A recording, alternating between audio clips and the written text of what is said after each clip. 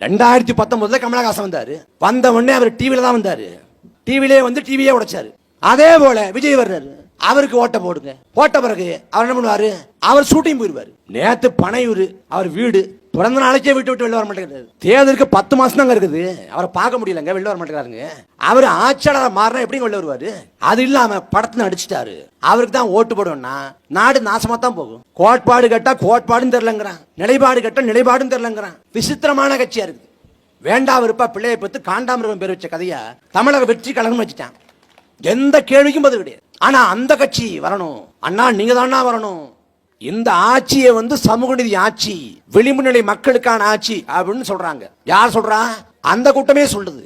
எல்லா சாயம் பூசுவாங்க. இந்த கூட்டணி தான் கொள்கை கூட்டணி, இதுதான் தலை சிறந்த ஆட்சி. யார் சொல்றா? திமுக சொல்றா. கம்யூனிஸ்ட்கள் சொல்லலாமா?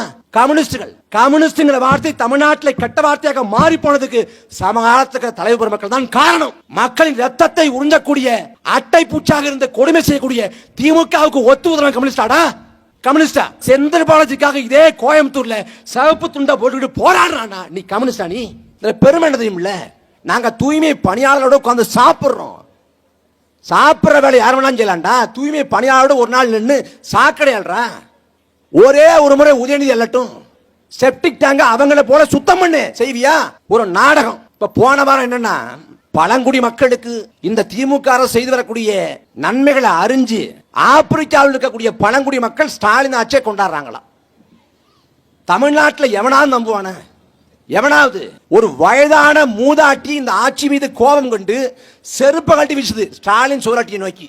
மக்கள் மனங்கள்ல இந்த ஆட்சியின் மீதான கோபம் கனந்து கொண்டிருக்கிறது. யார் திமுக மேல கோபப்படுறா? முதல்ல ஸ்டாலின் தான் வராரு, விடியல் தர போறாருன்னு சொன்னதை நம்பி திமுக ஓட்டு போட்டாம 2021 அவன் கொந்தளிக்கிறான். ஆனா அவங்க என்ன சொல்றாங்க? ஆப்பிரிக்க பழங்குடி மக்கள் திமுக ஆட்சியை கொண்டாடுறாங்க. ஸ்டாலினோட ஆட்சியின் புகழ் கடல் கடந்து கண்டம் கடந்து மொழியே தெரியாத ஆப்பிரிக்க மக்கள்கிட்ட போய் அது காடுகளில் வாழ்றாங்க. அவங்க வந்து ஸ்டாலின் படத்தை பிரிண்ட் எடுத்து அச்செடுத்து அவங்க வச்சுக்கிட்டு வாழ்த்துறாங்களாம், கொண்டாடுறாங்களாம். என்னென்ன கதை சொல்றாங்க? இந்த ஆட்சியை விளம்பரத்துலாங்க ஓடிக்கிட்டு இருக்கு. பாஜக வந்துரும், பாஜக வந்துரும். பாஜக வரமாட்டான்டா. அவன் அதிமுகவின் தோல்ல தொங்கு சதை போல தொங்குனதால வந்தான்.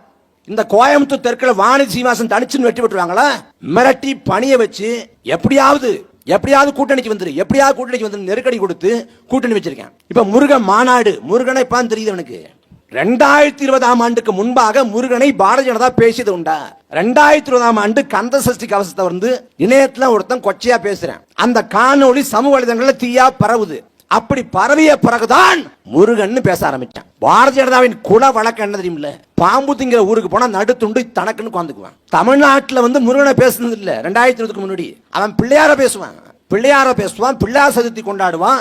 பிள்ளையார் சதுர்த்தியை வச்சு பிள்ளையார் சதுர்த்தி ஊர்வலம் சொல்லிட்டு தமிழ்நாடு முழுக்க பிள்ளையார் சதுர்த்தி ஊர்வலம் நடக்கும். 5 ரூபா முறுக்கு பள்ளிவாசல் இருக்கு, 5 ரூபா முறுக்கு தேவாலயத்தில் இருக்கு. இதுதான் முழக்கம். இப்படி பிள்ளையார் சதுர்த்தி கொண்டாடி கொண்டிருந்த இந்த பாரதிய ஜனதா பிள்ளையாருக்கு இங்க மார்க்கெட்ல பிள்ளையார பிரேக்கப் பண்ணிட்டு முருகனோட பேச்ச பார்க்க முயற்சி பண்றேன். அதுக்கு இங்க முருகன் வெற்றிவேல் வீரவேல், தமிழ்நாட்டில் வெற்றிவேல் வீரவேல் என்று பேசக்கூடிய இந்த பாரதிய ஜனதா பக்கத்துல கேரளாவில் பேசுவானா? அங்க பேச மாட்டான். அங்க சாமியே சரணமைப்ப, அங்க சாமியே சரணமைப்பா என்று பேசக்கூடிய பாரதிய ஜனதா மகாராஷ்டிராவில் பேசுவானா? பேச மாட்டான். அங்க கனவிதாதா மோரியா, அங்க கனவிதாதா மோரியா என்று பேசக்கூடியவன் ஒரிசாவில் பேசுவானா? பேச மாட்டான். அங்க ஜெய் ஜெகநாதர், அங்க ஜெய் ஜெகநாதர் என்று பேசக்கூடிய பாரதிய ஜனதா உத்தரப்பிரதேசத்தில் பேசுவானா? பேச மாட்டான். அங்க ஜெய் ஸ்ரீராம், அங்க ஜெய் ஸ்ரீராம் பேசக்கூடிய பாரதிய ஜனதா மேற்கு வங்கத்தில் பேசுவானா? பேச மாட்டான். அங்க ஜெய் காளி ஓம் காளி. எந்தெந்த நிலத்துல எந்தெந்த கடவுள்கள் பிரபலமாக இருக்கிறதோ, மக்களால் கொண்டாடப்படுகிறதோ அந்த கடவுள் எடுத்துக்குவேன். தமிழ்நாட்டில் இது வாழ்வாதார பிரச்சனை, இது முதன்மை பிரச்சனை. அந்த பிரச்சனையை தீர்த்து கொடுத்து நாம் வாக்களை பெறும் நினைக்க மாட்டேன். எந்த நிலத்துல இது அரசியலாக மாறுமோ அதை பிரச்சனையாக மாத்தி அரசியல் பண்ணுவேன். எதுக்கு மதுரை நடத்தின முருக மாநாட்டை? ஏன்னா திருப்பரங்குன்றம் மலை பேசுபொருளாக மாறி இருக்கிறது. அங்க தேவையில்லாத ஒரு சர்ச்சையை ஏற்கனவே உருவாக்கி வச்சிருக்கான் பாரதிய ஜனதா. அந்த புகைச்சுக்கிட்டு இருக்கிற அந்த பிரச்சனையை நல்ல நெய்யை ஊற்றி நெருப்பாக்கி அதை கொழுந்து விட்டு எரிய வைக்கிறதுக்கு இந்த மாநாடு. அதுக்கு தமிழர்கள் தான் இந்துக்கள், இந்துக்கள் தான் தமிழர்கள், தமிழர்கள் தான் இந்துக்கள், இந்துக்கள் தான் தமிழர்களா? அப்ப ஈழப்பெரு நிலத்தில் கொண்டடிக்கப்பட்ட 2 லட்சம் தமிழர்கள்ல குறைந்தபட்சம் 1 லட்சம் பேர் இந்து. 1,00,000 இந்துக்களை கொண்டளித்தவன் ராஜபக்சே. அந்த ஈழ நிலத்தில் சிவன் கோயில் அடிச்சான், முருகன் கோயில் அடிச்சான், பிள்ளையார் கோயில் அடிச்சான், வழிபாட்டு தலங்களை தகர்த்து முடிச்சான். நல்லூர் கந்தசாமி மீது கோயில் மீது குண்டு போட்டதும் ராஜபக்சேவின் ராணுவம் தான். அந்த இடத்தில் இந்து கோயில்களை இடித்துவிட்டு இங்கே திருப்பதி வெங்கடாசலபதி கோயிலுக்கு வழிபாடு செய்ய ராஜபக்சே வந்தபோது வழிபாடு செய்ய வந்த ராஜபக்சேவை தடுக்க கூடாது என்று சொன்ன கேடுகட்ட இயக்கம் இந்து முன்னணி, அதன் தலைவர் ராமகோபாலன். அப்ப எங்கடா போச்சு? தஞ்சை பெருடார் கோயிலுக்குள்ள நாம் தமிழர் கட்சியோட மாநில ஒருங்கிணைப்பாளர் அண்ணன் ஹுமாயூன் கபீர் போனால் ஹுமாயூனுக்கு பெரிய கோயில் என்ன விளங்குகிறது? தாத்தன் கட்டின கோயிலுக்குள்ள பேரம் போறான்டா. ஆனா ராஜபக்சேவுக்கு திருப்பதி வெங்கடாசலபதி கோயிலுக்குள்ள என்னடா வேணும்னு ஒருத்தன் கூட கேட்கலையே. ஏன் அவெல்லாம் இந்து இல்லையா?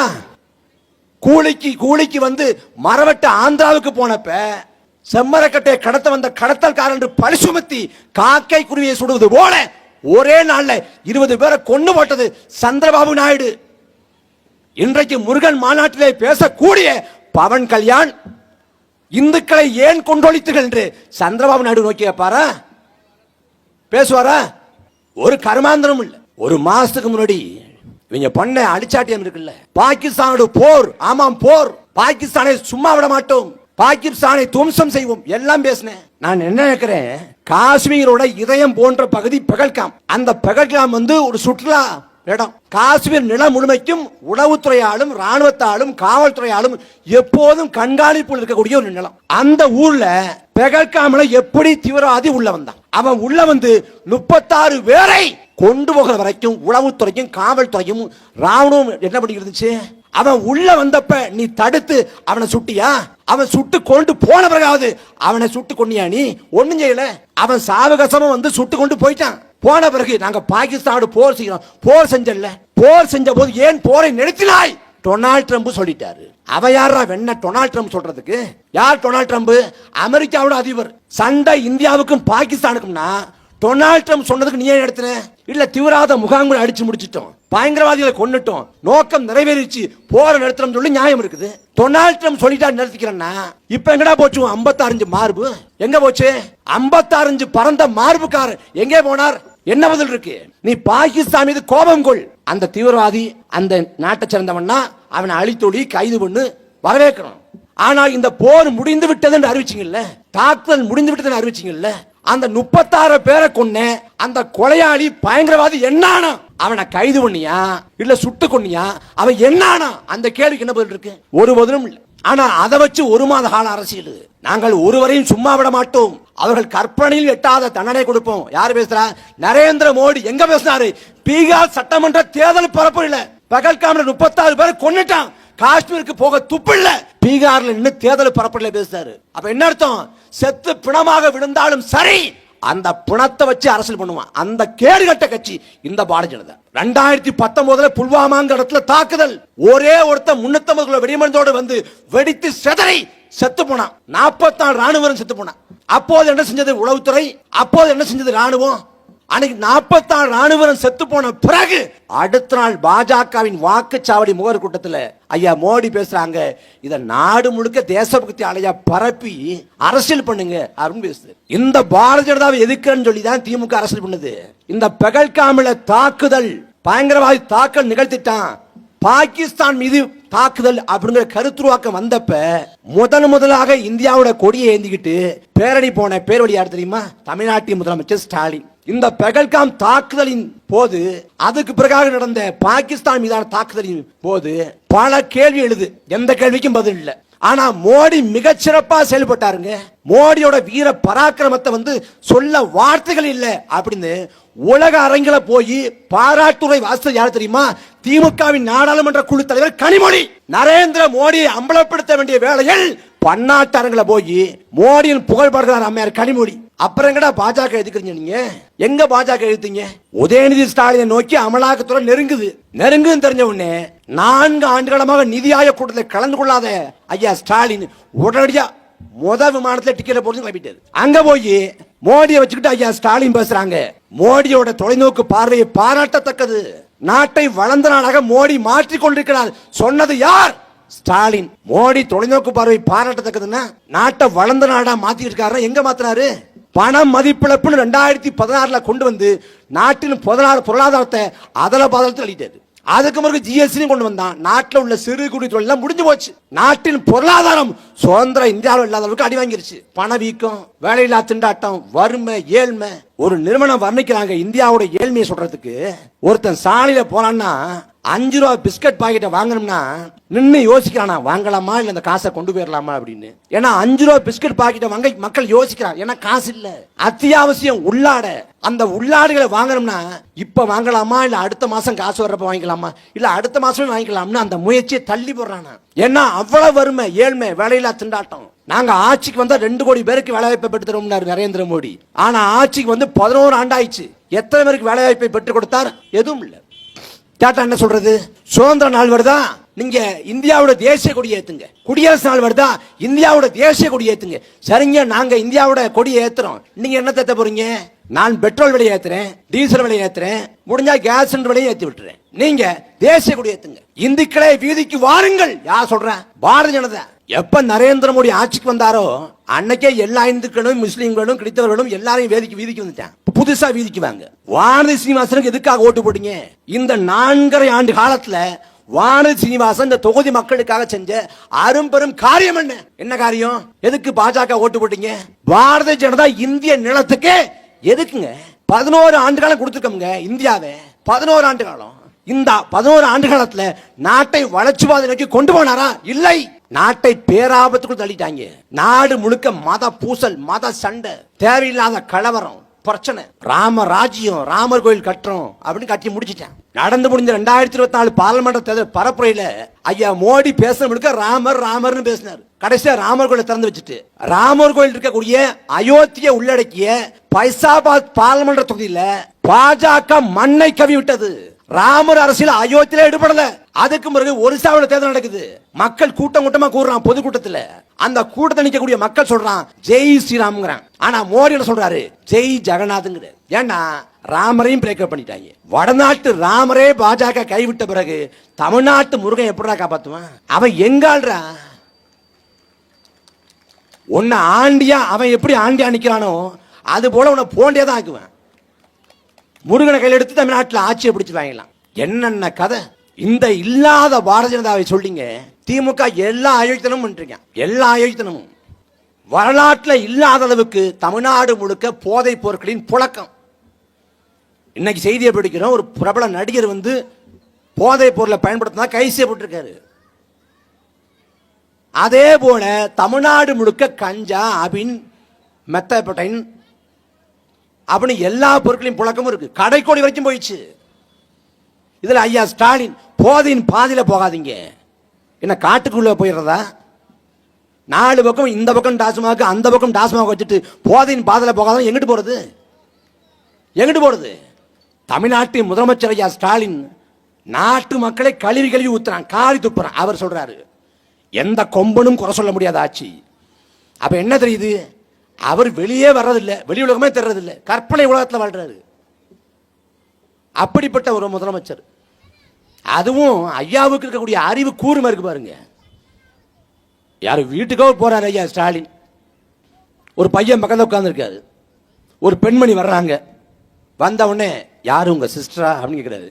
இல்ல என் மனைவி அப்படிங்கிறாப்புல. உடனே கல்யாணம் ஆயிடுச்சா? கல்யாணம் ஆனதான் மனைவி. ஆனா இவர் தான் தமிழ்நாட்டை வந்து தூக்கி நிறுத்த வந்த புரட்சியாளர். இப்ப இவர் ஆண்டு தமிழ்நாட்டு மக்கள் மாண்டது, அவங்க அப்பா ஆண்டு தமிழ்நாட்டு மக்கள் மாண்டது. அடுத்த ஒருத்தர் ஆள்ற ஆசையில் இருக்கார். யாரு? இன்பநிதி. அன்பு சொந்தங்களை நகைச்சுவையாக கூட இருக்கலாம். நீ சிந்திச்சு பாருங்க. அந்த இன்பநிதிங்கிற பையன் பள்ளிக்கோ கல்லூரிக்கோ போறப்ப சக வகுப்பு தோழன் என்ன சொல்லி கூப்பிடுவான்? தமிழ்நாட்டோட அடுத்த சிஎம் விடாம. அது சும்மா கலாய்க்கிறதுக்கு நக்கலுக்கு இல்ல, உண்மையிலே ஆசையில் இருக்காங்க. வாழையடி வாழையாக தலைமுறையாக ஒரே குடும்பம் உட்கார்ந்து ஆதிக்கம் பண்ணணும், ஆட்சி செய்யணும். ராஜேந்திர சோழன் கூட இவ்வளவு ஆண்டுகள் ஆகலடா. ஆனா கருணாநிதி, ஸ்டாலின், உதயநிதி ஸ்டாலின், அடுத்து இன்பநிதி, அப்புறம் துன்பநிதி, துயரநிதினு எல்லா கருமாந்திர நிதியும் வருவான். நாங்க மிதி வாங்கிட்டு உட்கார்ந்துக்கணும். உதயநிதி ஸ்டாலினுக்கு என்னடா தெரியும்? வறுமை என்றால் என்ன தெரியுமாடா? உதயநிதிக்கு வறுமைன்னா என்ன தெரியுமா? நாங்கள் அனுபவிக்கக்கூடிய வறுமை, ஏழ்மை, துன்பம், துயரம் இதன் நிழல் கூட படாத உதயநிதி தமிழ்நாட்டாண்டா என்னடா ஆகும்? என்ன ஆகும்? அரசு பேருந்து எப்படி இருக்கும்? அரசு பேருந்து கழிப்பறை எவ்வாறு இருக்கும்? அரசு பள்ளிக்கூடம் எப்படி இருக்கும்? எதுவுமே தெரியாதுங்க. கடைசி வரை சொர்க்கத்தின் நிழல் போல வாழ்ந்துட்டு இருக்காங்க. நாட்டு மக்கள் வரி பணத்தை சுரண்டாங்க. ஆனா எல்லா சாயம் பூசுவாங்க. இந்த கூட்டணி தான் கொள்கை கூட்டணி, இதுதான் தலை சிறந்த ஆட்சி. யார் சொல்ற? திமுக சொல்ற. கம்யூனிஸ்டுகள் சொல்லலாமா? கம்யூனிஸ்டுங்கிற வார்த்தை தமிழ்நாட்டில் கெட்ட வார்த்தையாக மாறி போனதுக்கு சமகாலத்துக்கு தலைவர் பெருமக்கள் தான் காரணம். நீங்க கம்யூனிஸ்டா? அடிமைத்தனம் எங்கெல்லாம் இருக்கிறதோ அங்கெல்லாம் என் கால்கள் முழங்கும் பயணிக்கும் என்ற முழங்கிய சேகுவரா? தான் வறுமையில ஏழ்மையில் இருந்த போதும் கூட தன் வறுமை ஏழ்மையை போக்காது இந்த மானுட குலத்தோட வகுப்புரிமைக்காக, இந்த மானுட குலத்தோட வர்க்க வேறுபாட்டை ஒழிப்பதற்காக பாடுபட்ட புரட்சியாளர் கார்ல் மார்க்ஸ் கம்யூனிஸ்ட். நீங்க கம்யூனிஸ்டா? செந்தில் பாலாஜிக்காக இதே கோயம்புத்தூர்ல போராட்டம் பண்றாங்க கம்யூனிஸ்ட். நீ கம்யூனிஸ்டா? யாரா செந்தில் பாலாஜி? யாரு? அதிமுகவின் ஆட்சியாளர் காலத்திலே போக்குவரத்து துறையில நான் கண்டக்டர் வேலை வாங்கி தர்றேன், டிரைவர் வேலை வாங்கி தர்றேன், நான் கிளினிக் பண்ற வேலை வாங்கி தரேன்னு சொல்லிட்டு அடித்தட்டு உழைக்கும் மக்கள்கிட்ட காசை வாங்கி ஊழல் செஞ்ச ஊழல் பெருச்சாளி செந்தில் பாலாஜி. 2016 அரவக்குறிச்சிலையும் தஞ்சாவூர்லையும் தேர்தல் தள்ளி வைக்கப்படுது. அரவக்குறிச்சியில பண மதிப்பிழப்பு வந்த காலகட்டத்தில் அன்புநாதன் ஒரு ஆள் வீட்டில் மட்டும் கட்டுக்கட்டா பணத்தை எடுத்த அன்னைக்கு அந்த அன்புநாதன் யாருக்கு பினாமியாக இருந்தான்? இதே செந்தில் பாலாஜிக்கு. அரவக்குறிச்சியில் தேர்தல் தள்ளி வைக்கப்படுறதுக்கு காரணம் இதே செந்தில் பாலாஜி. அந்த செந்தில் பாலாஜிக்கு ஆதரவாக ஒருத்தன் போராடுறான்னா அவன் கம்யூனிஸ்டா? தமிழ்நாடு முழுக்க வாக்கு காசுறான்ல, இடைத்தேர்தல் வந்தா அள்ளி கொட்டுறான்ல, அந்த காசு யார் காசு? மக்களின் உழைப்பு, மக்களின் ரத்தம், மக்களின் வேர்வை, மக்களின் ரத்தத்தை உறிஞ்சக்கூடிய அட்டை பூச்சாக இருந்த கொடுமை செய்யக்கூடிய திமுகவுக்கு ஒத்து உதவ கம்யூனிஸ்டாடா? கம்யூனிஸ்டா? நீ யாருக்காக போராடிக்கணும்? செந்தில் பாலாஜியால பாதிக்கப்பட்டவனா காசை கொடுத்துட்டு வேலை கிடைக்கலன்னு போராடினா பாரு, அவனுக்காக நீ போராடினா கூட குறைந்தபட்ச நியாயம் இருக்கு, நேர்மை இருக்கு. ஆனா செந்தில் பாலாஜிக்காக இதே கோயம்புத்தூர்ல சிவப்பு துண்டை போட்டுக்கிட்டு போராடுறானா நீ கம்யூனிஸ்டா? நீ என்ன கம்யூனிஸ்ட்? 25 கோடி இந்திய கம்யூனிஸ்டுக்கு 15 கோடி, மார்க்சிஸ்ட் கம்யூனிஸ்டுக்கு 10 கோடி, 25 கோடியை வாங்கிட்டு உட்கார்ந்துட்டான் ஓரமா. உனக்கு திராணி இருக்கு, நேர்மை இருக்குன்னா 1946 அந்த காலகட்டத்தில் திருத்துறைப்பூண்டி நடந்த மாநாட்டில் பெரியாரை மேடையில் வச்சுக்கிட்டு, பெரியார் ஈவரா மேடையில் வச்சுக்கிட்டு கிளி கிழிந்து ஈவராவை கிழிச்சது ஜீவானந்தம். அந்த ஜீவானந்தம் போல நீ கிழிக்க வேண்டாம். குறைஞ்சபட்சம் ஸ்டாலினை உட்கார வச்சுக்கிட்டு இந்த ஆட்சியின் குறைபாடுகளை சுட்டி காட்டுற, அந்த சுட்டி காட்ட கூட திராணி இல்லை, தெம்பு இல்லைன்னா கம்யூனிஸ்ட் சொல்லாத. யார் கம்யூனிஸ்ட்? எங்க அநியாயம் நடந்தாலும் எங்க அக்கிரமம் நடந்தாலும் அவங்களுக்காக உரத்து கொள்ளக்கூடிய நாங்க தான்டா கம்யூனிஸ்ட். உன் சிவப்பு கொடி ஒண்ணுமில்லாம போச்சு, நாங்களும் சிவப்பு கொடி தான், நாங்களும் சிவப்பு கொடி தான்.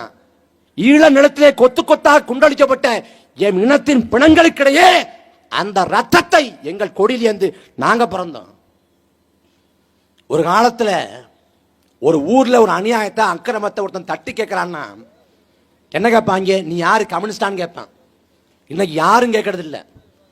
ஒரு அநியாயத்தை அக்கிரமத்தை ஒருத்தன் தட்டி கேட்கிறானா, தூய தமிழ்ல பேசுறானா, கருத்தியெல்லாம் வாதிடுறானா, தெளிந்த அரசியல் பேசுறானா, நீ நாம் தமிழர் கட்சியா சீமானி தம்பியான்னு கேட்பான். உருவாக்கிருக்கோம்டா நாங்க. கம்யூனிஸ்ட்கள் போல ரெட்ட சீட்டுக்கு ஒத்த சீட்டுக்கு ஒட்டுணியா போய் நிக்கல. நான் பிறந்த தொகுதி திருத்துறைப்பூண்டி, கம்யூனிஸ்ட் கோட்டைன்னு சொல்லப்பட்ட இடம். இப்ப ஓட்டையை போட்டு நிரவிட்டாங்க. யாருக்கு வேணாலும் ஓட்டை போட்டலாம். திமுக போடுவோம், அதிமுக போடுவோம், விஜய் வர்றாரா அவருக்கும் போடுவோம், விஜய்க்கும் போடுங்க. 2019 கமலஹாசன் வந்தாரு, வந்த உடனே அவர் டிவியில தான் வந்தார். டிவிலே வந்து டிவியே உடைச்சாரு. டார்ச் லைட் சின்னம் கொண்டு வந்தார். 2019 பார்லிமெண்ட் தேர்தலில் இந்த மண்ணுக்காக மக்களுக்காக நாங்கள் இந்த பிள்ளைகள் களத்தினோம். ஆனால் 4 விழுக்காட்டு வாக்கை கமலஹாசன் கொடுத்தார்கள். ஏன்னா அவர் தான் திமுகவுக்கும் அதிமுகவுக்கும் உண்மையா இருப்பாரு, எதிராக வந்து உண்மையா இருப்பாரு, ஒரு மாற்றத்தை உருவாக்குவாருன்னு. கடைசியா பார்த்தா ஒத்தச்சட்டு முத்தையான்னு ஒரு சொன்னார் தம்பி. அவர் ஒத்தச்சட்டுமே இல்லாத முத்தையாயிட்டாரு. ஒரு சீட்டுமே இல்லாம அன்னக்கு அப்படியே திமுக போயிட்டாரு. அதே போல விஜய் வர்றாரு, அவருக்கு ஓட்ட போடுங்க. போட்ட பிறகு அவர் என்ன பண்ணுவாரு, அவர் ஷூட்டிங் போயிடுவார். நேத்து பனையூர் அவர் வீடு பிறந்த நாளைக்கே வீட்டு விட்டு வெளில வர மாட்டேங்கிறாரு. தேர்தலுக்கு 10 மாசம் தாங்க இருக்குது, அவரை பார்க்க முடியலங்க, வெளில வர மாட்டேங்கிறாருங்க. அவர் ஆட்சியாளர் மாறினா எப்படி வெளில வருவாரு? ஆனா அவரை நம்பி ஓட்டு போடணும். ஏன் நல்லா ஆடுறாரு. இதெல்லாம் காரணமா மக்களின் துன்பம், துயரம், வறுமை, ஏழ்மை, ஆட்சி நிர்வாகம் தெரியணும். மக்களுக்காக கண்மூடித்தனமா உழைக்கணும்.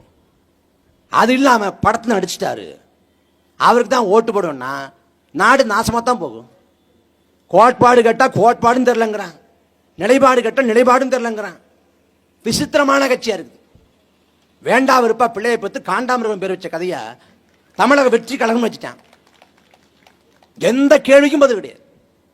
ஆனா அந்த கட்சி வரணும், அண்ணா நீங்க தானா வரணும். நாம் மாறவில்லை என்றால் மக்கள் மாறாது, நாட்டில் எதுவுமே மாறாது. உங்கள் வாக்களை மாற்றி செலுத்தாத வரை உங்க வாழ்க்கையில எந்த மாற்றமும் உருவாகாது.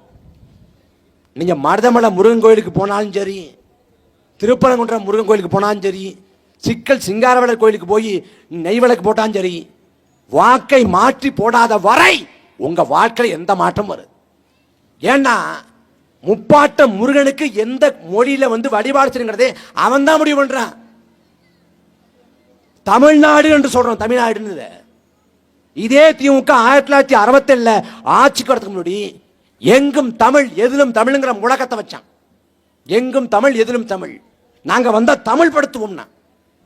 ஆனா இந்த திமுக ஆட்சி காலத்தில் தமிழ்நாட்டில் தமிழ் பாட்டன் தமிழ் கடவுள் முருகனுக்கு தமிழ்ல வழிபாடு பண்றா, தமிழ்ல குடமனுக்கு பண்றா அப்படின்னு கேட்டு போராட வேண்டியிருக்கு. இதே மருதமலை முருகன் கோயில்ல தமிழ்ல குடமனுக்கு பண்ணும் போராடிய எங்கள் உறவுகளை காவல்துறை பிடிச்சு இழுக்குது. அவ்வளவு நீங்க விசுவாசமா வேலை பார்க்குறீங்களா? விடிய விடிய டாஸ்மாக் சரக்கு ஓட்டுறாங்க, போய் பிடிச்சி இழுங்களேன். எல்லா வீதியிலையும் கஞ்சா விற்குது, அங்க ரோசத்தை காட்டுங்களேன். அதில் இங்க ரோசத்தை காட்டுறது யார்? எளிய மகனும் அங்க வந்து காவல்துறைக்கு வந்து ரோசம் வந்துடும். இன்னும் ஓராண்டு காலத்துக்கிட்ட இருக்கு தேர்தலுக்கு. ஆனா இந்த தொகுதியின் வேட்பாளராக தம்பி பேரைவாளன் தான் போட்டி போடுறாரு. நானே எல்லாருக்கும் தம்பி தான், எனக்கே தம்பி ஒருத்தர்.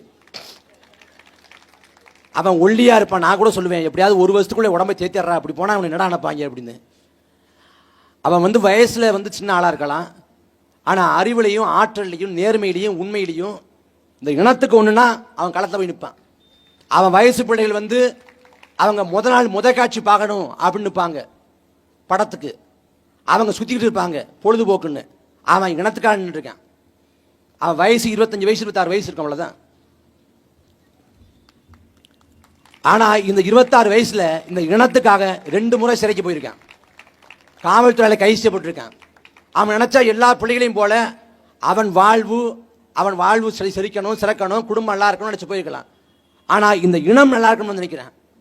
22 23 வயசுல இந்த நாட்டின் விடுதலைக்காக பகத்சிங் நின்றது போல இளைய தலைமுறை பிள்ளைகள் வந்து நிற்கிறோம். உங்கள் பிள்ளைகளை ஆதரியுங்கள், அங்கீகரிங்கள். உங்கள் மகன் வயது, அவனை ஆதரிச்சு அங்கீகரிச்சு தம்பியை வந்து 2026 சட்டமன்ற உறுப்பினர் அனுப்பி வைங்க. வானதி சீனிவாசன் அவங்க வாய்ப்பு கொடுத்துட்டீங்க. அந்த பக்கம் திமுக ஒருத்தர், அவன் எவனுக்கு உண்மையா இருக்க மாட்டான், சொந்த கட்சிக்கு உண்மையா இருக்க மாட்டான், அவன் யாருக்கும் உண்மையா இருக்க மாட்டான். அதனால உங்கள் பிள்ளைகளை ஆதரியுங்கள், அங்கீகரிங்கள். கிருபானந்த வாரியார் சொல்றாரு, போதிக்கும் போது புரியாது, பாதிக்கும் போது புரியுங்கிறாரு. நாம இவ்வளவு பாதிக்கப்பட்டும் புரியலன்னா ரொம்ப கஷ்டம்.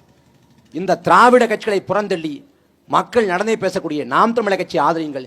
எங்கள் சின்னமே எண்ணமே சின்னமாக கொடுக்கப்பட்டிருக்கிறது. உண்டி கொடுப்பவன் உயிர் கொடுப்போம் என்று சங்க இலக்கியங்கள் பாடுகிறது. உணவை படைத்த விவசாயி உயிரை படைக்கிற இறைவனுக்கு ஒப்பானவன் என்று. அந்த இறைவனுக்கு ஒப்பான விவசாயி சின்னமாக இருக்கிறோம். விவசாயியை வாழ வையுங்கள், உங்கள் பிள்ளைகளை ஆதரியுங்கள், அங்கீகரியுங்கள். நாங்கள் இறுதிவரை உறுதியாக இந்த மண்ணுக்கு மக்களுக்குமாக உழைத்து சாவும். நன்றி, வணக்கம்.